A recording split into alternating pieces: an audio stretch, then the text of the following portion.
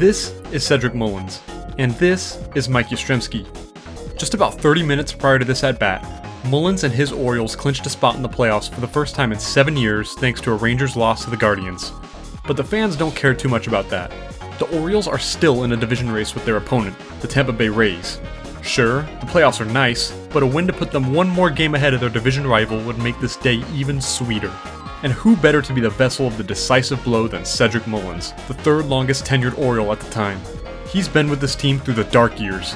He's experienced the fans' gloom and misery firsthand, and he has a chance to cap off this memorable day in walk-off fashion. Mike Yastrzemski, on the other hand, is here in a 2-out bases-loaded situation while down 3.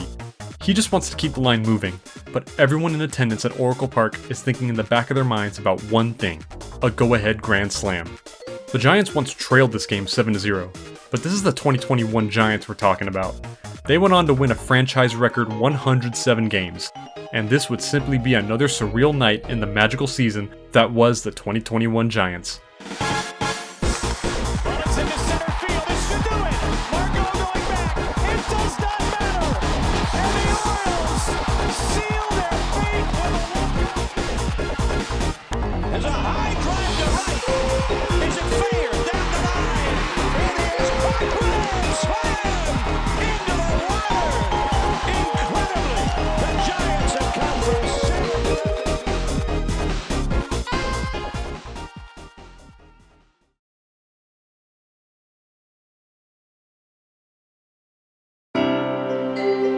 Growing up in Andover, Massachusetts, like many Massachusetts kids, Mike Yastrzemski was a big fan of two people: Tom Brady and Mark Wahlberg. Baseball was a big part of Mike Yastrzemski's family, and he always had someone to lean on when he was playing: his grandfather Carl Yastrzemski. Carl Yastrzemski is nothing short of mythical.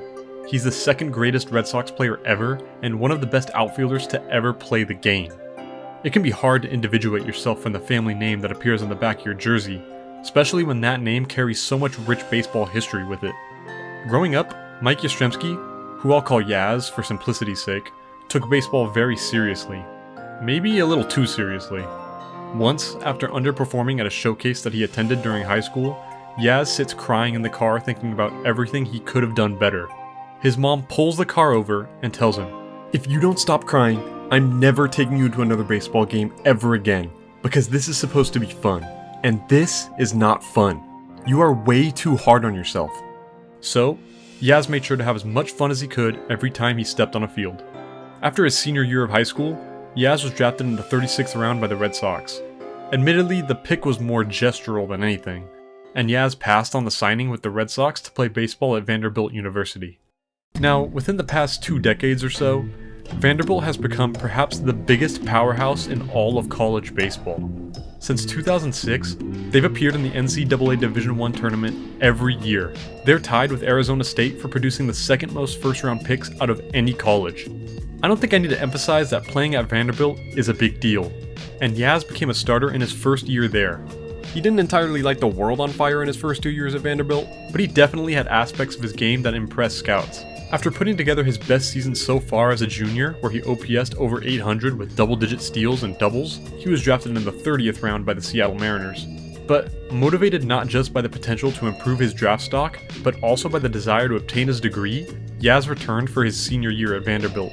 And he ultimately did build up his draft stock by putting together his best year so far. He set new highs in OPS, doubles, and RBI, and was named to the 2013 First Team All-SEC.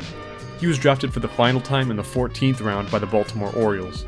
As a prospect, both before the draft and while in the minors, Yaz wasn't really considered to be exceptional in any given tool. He was more lauded for his intangibles. He had a ton of grit, he was a savvy player, and he had a very high baseball IQ. According to his MLB.com prospect bio, only 3 of his tools were graded as 50 or higher on the 20 to 80 scale, where 50 is average, and all 3 of them were non-hitting tools. At his best, he was considered to be a solid line drive hitter and a smart base runner who could hit for average and could play plus defense in all outfield positions. He breezed through the lower levels of the minors, but reached a roadblock in his first season at AA in 2015. In 2016, he seemed to conquer AA as every aspect of his triple slash improved and his strikeout rate dropped. This resulted in a promotion to AAA, where he again struggled for the rest of the season. Prospect development is almost never linear. There will be roadblocks and speed bumps along the way, especially for a late draft pick. What definitely won't help a prospect's development is an extensive hernia and hip labrum surgery, which is exactly what Yaz underwent following the 2016 season. The rehab process was also extensive, which caused Yaz to miss the first month of the 2017 season. When he was finally healthy, he was put back into the AAA starting lineup. Maybe the odd start to the year was partly why Yaz wasn't playing all that well to start this season. After 40 games, he was demoted back down to AA, and this began a cycle of slingshotting back and forth between AA and AAA for Yaz for the next 2 years. At the end of the 2018 season, he was now 28 years old and had played at the AA level for parts of the last 5 years and at the AAA level for parts of the last 3 years. He still had never received a call-up, even though the Orioles were now the basement dwellers of the American League. To start the 2019 season, he was finally invited to Major League Spring Training for the first time in his career, and was quickly reassigned to minor league camp.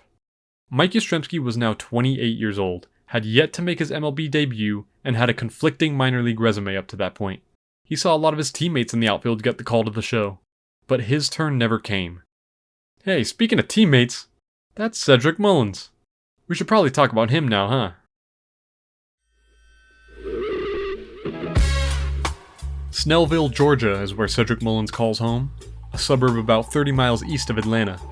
Growing up a Braves fan, Cedric Mullins was treated to watching prime Andrew Jones play every day, which I'm sure was mesmerizing to any Little League outfielder in the metro Atlanta area. Mullins attended Brookwood High School, and scouts would show up to some of his games, but they were there to watch Mullins' teammate and future Major League pitcher Lucas Sims. The scrawny 5'6" Mullins went mostly unnoticed.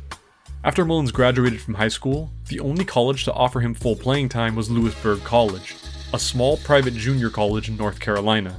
Now, Mullins' parents always emphasized excelling in academics just as much as excelling in athletics, and he definitely thrived at both.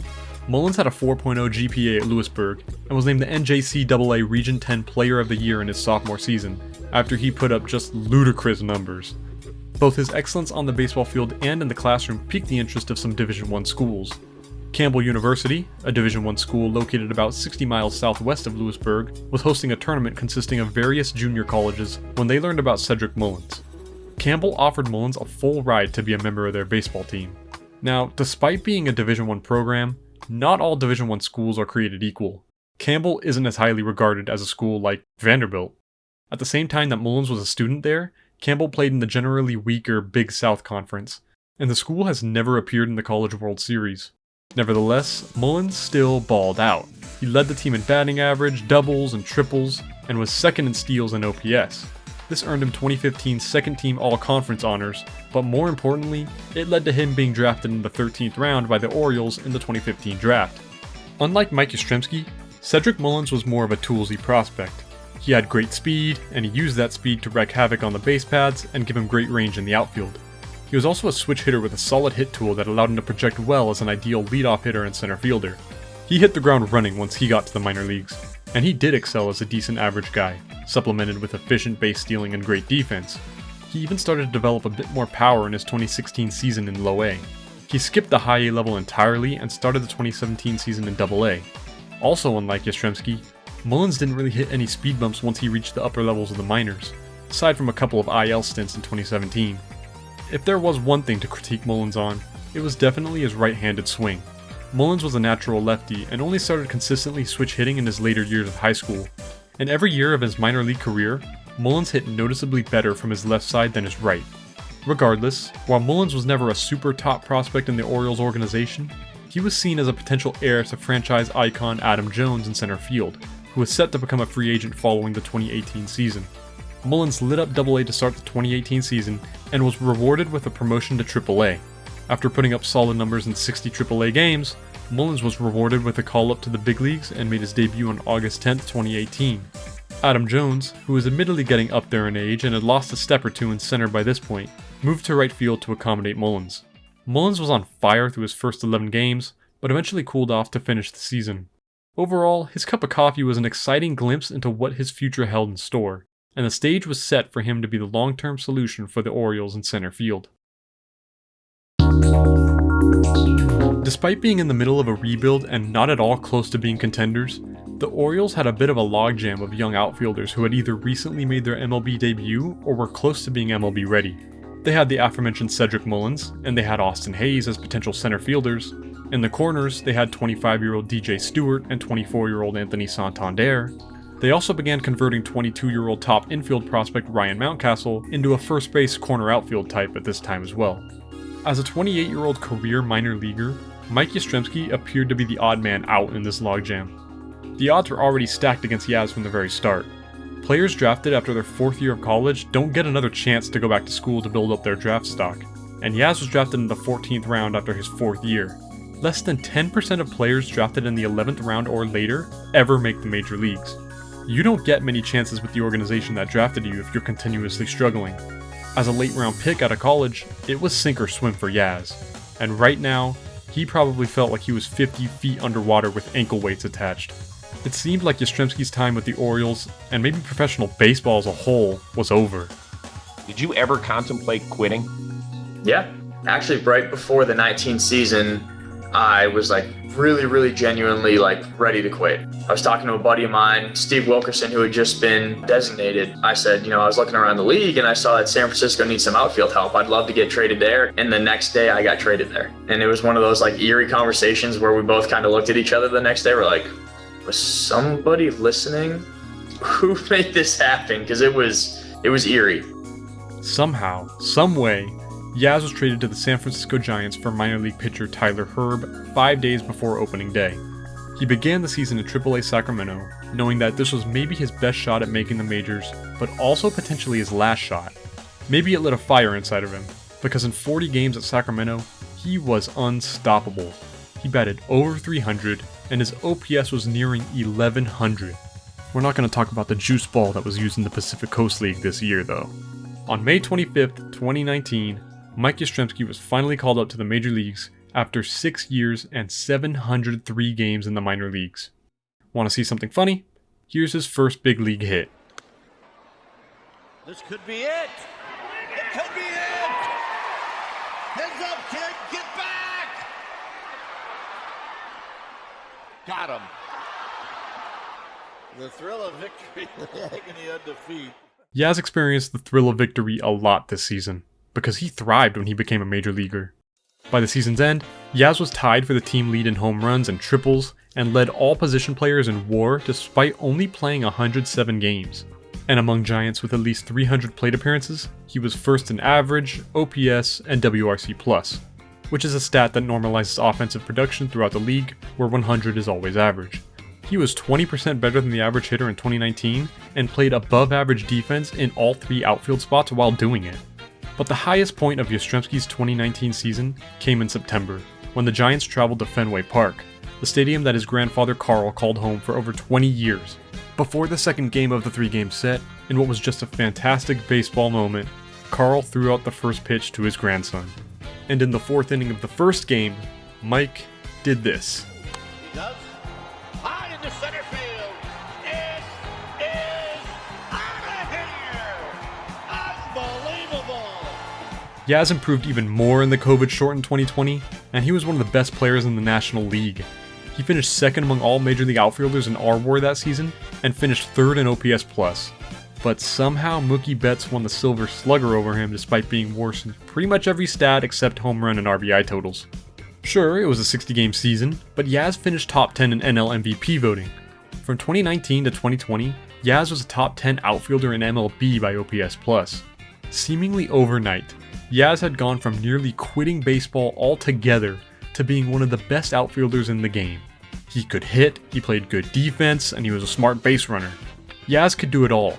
He had established himself as a fixture in the Giants lineup for years to come.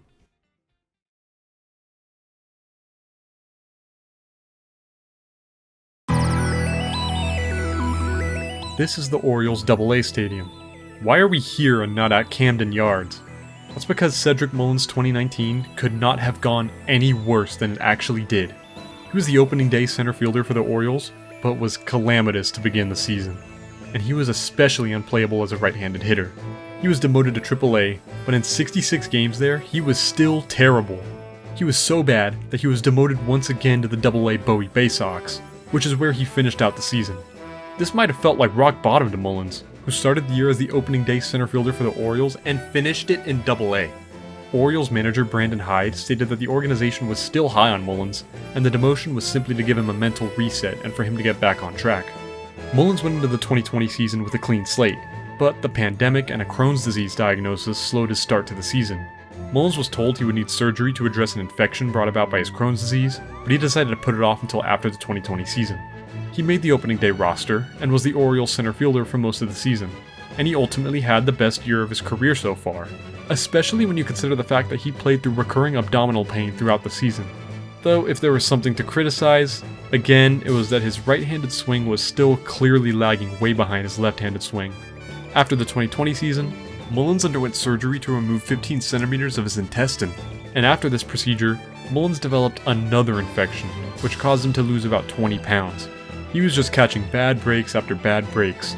Coming off his best year so far, Mullins was trying to transform his impressive 2020 campaign into a breakout 2021 campaign. But now he was starting to question whether he would even be in shape in time for the start of the 2021 season. And if he was, could he really be productive across a full 162 game season? It's safe to say that in 2021, Cedric Mullins disproved all doubts, whether they were internal or external. Let's go. Catch what's approaching. The supreme moment. Reality striking closer than it seems, don't it? Go ahead, it's for the taking if you want it. If not, the dream dies and you'll be forever haunted. Then confront it by that same damn guilty conscience.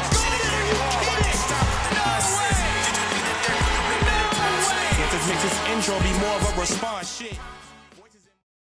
Mullins went from unplayable to all-star starter. He went from being demoted from the majors to Double-A to setting Orioles franchise records. In 2021, Mullins became the first ever Oriole to hit 30 home runs and steal 30 bases in a season since the franchise moved to Baltimore in 1954. If you were keen, however, you may have noticed something in my dynamic yet slightly tacky montage. Mullins was hitting lefty against left-handed pitching. I've already established that Mullins was much better as a lefty than a righty, but going into the 2021 season, Mullins told the Orioles that he believed it would be beneficial for him to be a full-time lefty going forward, and they agreed. It worked out wonderfully for Mullins. In the majors as a right-handed batter, Mullins' triple slash was a paltry 147, 250, 189. In 2021 as a left-handed batter against left-handed pitching, Mullins slashed 277, 337, 451. That's not only an exponential improvement, that's genuinely exceptional for a lefty. These quirky platoon splits are also seen in Mike Yastrzemski, as in 2019 and 2020, Yaz actually hit lefties better than he hit righties. I want to take a bit to talk about how similar these two players are. It's eerie how identical Mullins and Yastrzemski are to one another, not just in terms of the circumstances around how they got to the major leagues, but how they actually play the game at a micro level. The parallelism of Cedric Mullins and Mike Yastrzemski runs so much deeper than them both being outfielders who came up through the Orioles system. They were both undersized, late-round picks drafted out of college. Neither of them were top prospects with huge expectations. They were expected to be 4th or 5th outfielders at best. I'm recording this 3 days after the 2025 deadline, and both Mullins and Yastrzemski were traded to the Mets and Royals respectively. But prior to being dealt, they had both played their entire MLB careers with one team. One thing I want to highlight is that during their peak years, Mullins and Yaz excelled in two-strike counts. Yaz excelled in two-strike counts in general, and Mullins excelled specifically in 0-2 counts. From 2019 to 2020, Mike Yastrzemski hit 31 home runs. 19 of them came in a two-strike count. Among all players who hit at least 30 home runs between 2019 and 2020, that was the highest percentage of home runs hit in a two-strike count. And among all qualified batters in 2020, Yaz had the highest OPS in two-strike counts. In Cedric Mullins' case, in the 2021 season, in plate appearances that ended in an 0-2 count, Cedric Mullins had the 6th highest OPS among all qualified batters that year. For Yaz, his success in two-strike counts seemed to stem more from mental adjustments than mechanical ones. Yastrzemski said that the whole idea of hitting is to try to get off your best swing as many times as you possibly can and hope you run into one at any of those points. That mentality stays the same. I'm still trying to get my best swing off even when the guy's trying to strike me out. For Mullins, his success was driven more by mechanical adjustments. For the longest time, I've always been a low ball hitter. It got brought to my attention that guys are starting to work me more up in the zone, and I was completely missing those pitches. The adjustment was to be a little more upright, and it wasn't necessarily to hit the high fastball, it was to defend against it. If I got into a 2-strike count and they elevate a fastball that might be called a strike, I want to be able to at least foul that pitch off. We can see pretty clearly the adjustments he made. In 2019, this is how he was set up. A little more hunched over with his hands close to face level. In 2021, he was standing much more upright, a slightly more open stance, and he held his hands nearly above his head. He also took a bigger stride toward the pitcher in 2021. It's no surprise that with all these adjustments in mind, he succeeded at defending against the high fastball. In 2018 to 2020, Mullins had a whiff rate of 28.1% against four-seam fastballs in the upper third of the strike zone. In 2021, he cut that whiff rate down by nearly 7% to 21.4%. Subsequently, his overall strikeout rate dropped from the 21.1% that it was from 2018 to 2020 to 18.5% in 2021. Lastly, despite both Mullins and Yaz having relatively small frames and never being projected to be power threats at the major league level, they both subverted their expectations and have become more than capable of hitting for power with regularity at the big league level. They don't have raw power, as evidenced by their below average bat speeds and their decent but not great exit velocity and barrel rate metrics. So how do they hit for power in games? 2 words. Pulled fly balls. Or wait, is that 3 words? 3 words. Pulled fly balls. There are a lot of good videos on YouTube already by people much smarter than me that go into detail about pulled fly balls and how they're conducive to offensive success. But in a nutshell, players who pull fly balls consistently can hit for power in games despite not being the big, hulking sluggers that you would expect them to be. The way that they consistently pull fly balls is by hitting the ball out in front of their body consistently. 2 terms that you should know are attack angle and attack direction. Attack angle is the vertical angle that the sweet spot of the bat is traveling relative to the ground at the point of contact with the ball. The higher the attack angle, the more conducive it is to hitting fly balls. The lower the attack angle, the more conducive it is to hitting ground balls. Attack direction is the horizontal angle at which the sweet spot of the bat is traveling relative to an imaginary straight line running from the middle of home plate to center field. Pulled attack directions correspond to pulled balls, and oppo attack directions correspond to balls hit to the opposite side. Mullins and Yaz both have high attack angles on average, and both have pulled attack directions on average, which leads to them pulling fly balls at elite rates. Whether this is an intentional way of hitting for them or not, it's fascinating to me to see how the mental aspect of hitting can directly influence players' results just as much as their mechanical aspects, and I feel like that's typified with Mullins and Yastrzemski.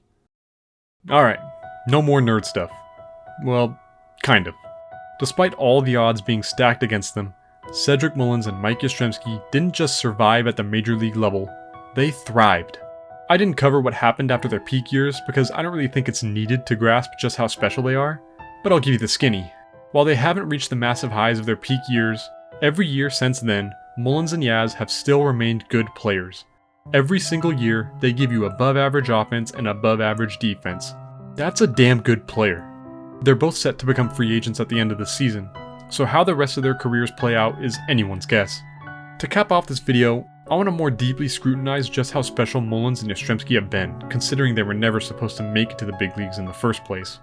When Cedric Mullins made his debut, he was the first position player from Campbell University to ever play in the majors. Since the MLB draft started in 1965, there have been 46 players drafted out of Campbell University. Cedric Mullins was the first position player to debut out of Campbell. He's since been joined in that department by rising Angel star Zach Neto, and Mullins' 2021 campaign might just be the best ever by an Orioles center fielder. This is a graph of every individual Orioles center fielder season ranked by their RWAR. Mullins is right here. He ranks 4th all-time in RWAR, behind 2 seasons from Paul Blair, one of the best defensive center fielders ever and an Oriole Hall of Famer, and behind Brady Anderson's remarkable 1996 season, where he hit 50 home runs. Think about that. Cedric Mullins' 2021 is up there with seasons from 2 of the best Orioles players ever. You could definitely make the argument that Mullins had the best Orioles center field season ever. Now let me show you a graph of every 14th round pick in MLB history ranked by their RWAR. At number 1, we have the late Hall of Famer Dave Parker, who is head and shoulders above the rest and stands as the best 14th round pick in MLB history. The second highest is Dexter Fowler, a very solid player who won a ring with the Cubs in 2016. Third is Jamie Carroll, an infielder who played 12 years in the majors and ended his career with exactly 1,000 hits. Number 4 is Mike Yastrzemski. By the time his career is over, it's entirely possible that he passes Carroll and Fowler on this list. Sure, it might not be the flashiest or most luxurious title to have, but Mike Yastrzemski might just be the second best 14th round pick in MLB history. So there you have it. Two major leaguers who never should have made it here. If they had never gotten called up, or if their careers fizzled out right after they made their debuts, they would have gone completely forgotten in the maze of baseball history. But that's not what happened. They made it. And now, you can't tell the stories of the 2020's Orioles and Giants without mentioning their names, Cedric Mullins and Mike Yastrzemski. You know, I want to end this video with one last thing. As I was finishing up writing the script for this video, I noticed one final similarity between Mullins and Yastrzemski. In their last games for their original big league clubs before they were traded at the deadline, they both made one final play for Orioles and Giants fans to remember them with forever.